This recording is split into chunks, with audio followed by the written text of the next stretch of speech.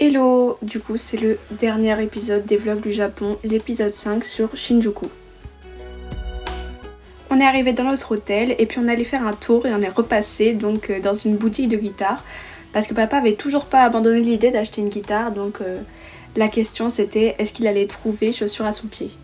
Finalement, même si on avait visité plusieurs magasins de guitare, il a pas trouvé ce qui lui plaisait, donc on a continué de se promener dans Shinjuku. Vous avez déjà vu ces paysages dans le premier épisode sur Shibuya et Asakusa, tout simplement parce qu'on avait fait un crochet vers Shinjuku, mais cette fois-ci on résidait vraiment dans le quartier, donc ça permettait de mieux voir l'ambiance et les gens et les bâtiments. J'ai encore une fois filmé les passages piétons, en plus ça commençait à être le coucher de soleil, c'était trop beau, mais à chaque fois que je l'ai traversé ça me surprenait tellement c'est grand. La nuit a commencé à tomber, le quartier s'est animé, il y a eu plein d'écrans qui se sont allumés partout, des musiques qui se sont lancées, des gens qui commençaient à se promener, qui allaient à des fêtes ou dans des boîtes de nuit. On a vraiment pu ressentir l'ambiance du quartier de nuit, beaucoup plus que de jour, car de nuit toutes les activités nocturnes se mettent en place.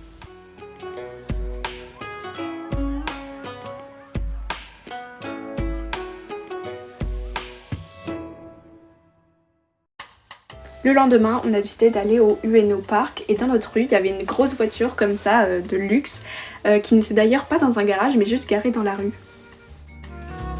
Après avoir pris le métro, on est arrivé au parc. C'était vraiment un parc magnifique avec ce champ de nénuphars et les immeubles derrière. Je vous laisse écouter les sons.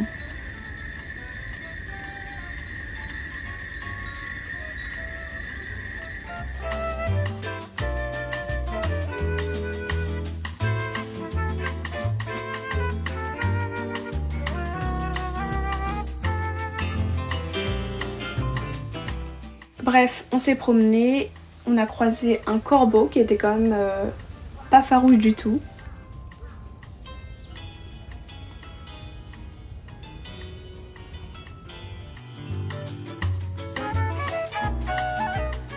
Alors qu'on cherchait un endroit où manger, on a croisé cette boutique cannelé de Papin. Ils aiment vraiment trop les trucs français. Déjà les boutiques de cannelé, on en a vu mais des dizaines. Et tout ce qui est pâtisserie, boulangerie, ils adorent.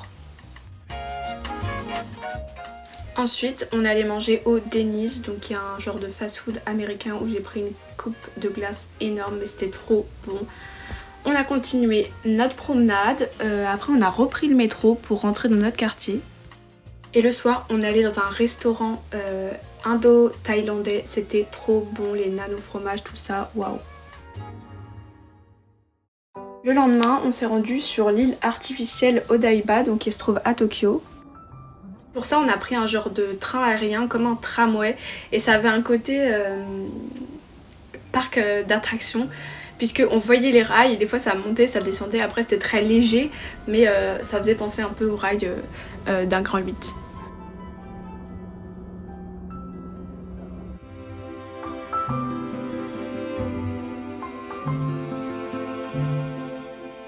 C'était un endroit assez surprenant, notamment parce qu'il y avait cette grande aiguille dorée qui pointe vers le ciel, mais également parce qu'il y avait des grands centres commerciaux et on voit vraiment que le milieu n'est pas du tout naturel. Au passage, on a croisé une statue géante de 20 mètres de Gundam, donc qui a été construite sur l'île d'Odaiba.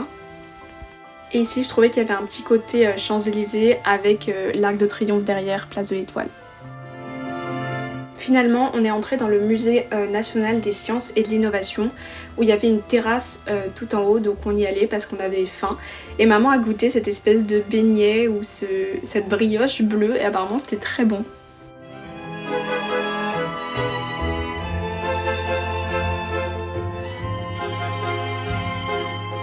Après ce petit déjeuner, il était enfin temps de visiter le musée parce qu'on était quand même là pour ça.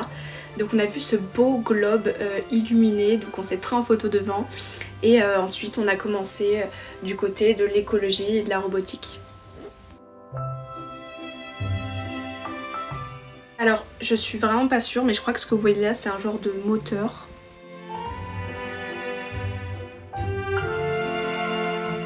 Ensuite on a trouvé l'endroit où ils exposaient les robots avec lesquels on pouvait interagir. Bon, il y avait beaucoup de monde, du coup on pouvait pas trop y avoir accès, mais il y avait plein de robots, ils faisaient des trucs bizarres, il y avait des petits panneaux pour les faire interagir, selon comment on les touchait, bah, ils bougeaient, enfin c'était trop bizarre.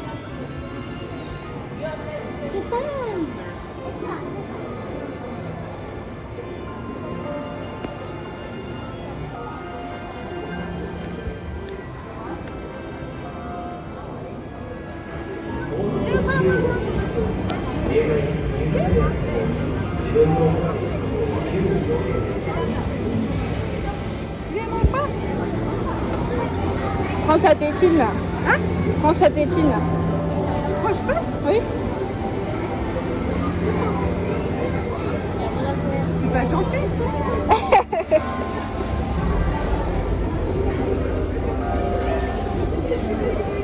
Pourquoi tu veux lui prendre sa tétine?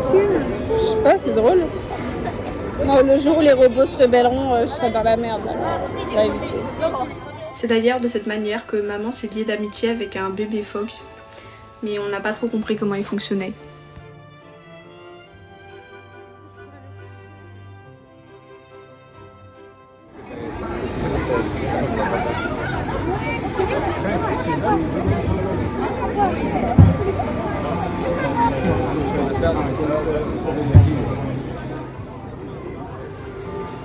Il te dit bonjour maman. Bref, une fois la matinée finie, maman et moi on en avait vraiment marre, donc il était temps d'aller manger et j'ai mangé un curry avec du poulet pané, c'était trop bon. Et après manger, on allait voir l'ISS, enfin en tout cas la reconstitution de l'ISS dans le musée.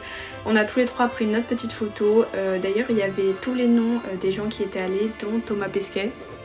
Puis une petite demi-heure plus tard, on est sorti du musée, on allait dans les centres commerciaux, donc là il y avait tout le hall de la bouffe, avec des barbes à papa, mais aussi il y avait des Sylvanian Families en grand format.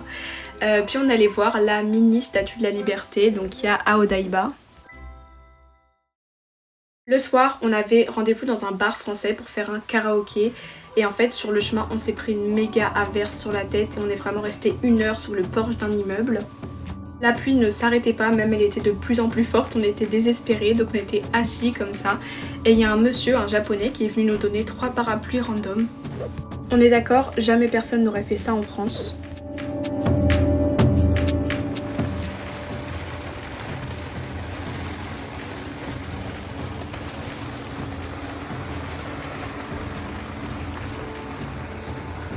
On attendait que l'averse passe, mais elle n'est jamais passée, donc on est fini par sortir sous les torrents de pluie et on est allé à la station de métro. Et pour finir, un petit extrait des parents qui chantent Hotel California au karaoké.